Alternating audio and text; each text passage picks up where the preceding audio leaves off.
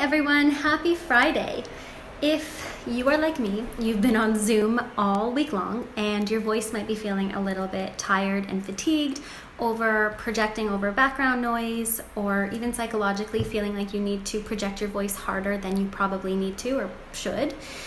So what I thought we would talk about today is buzzing. So this is a simple little exercise that can be done anywhere. It doesn't take a lot of time. You can do it in between clients or in the shower or walking down the street, which I have totally done.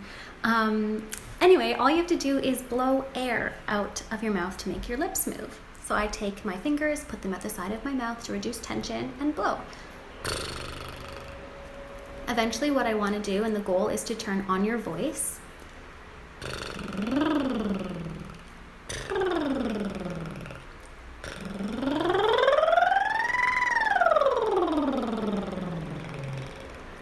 So what this exercise does is keeps your vocal folds agile and flexible and healthy and balanced, so that you can recover from all the work you've done throughout the week and get your voice ready again for all the work you're going to do starting on Monday.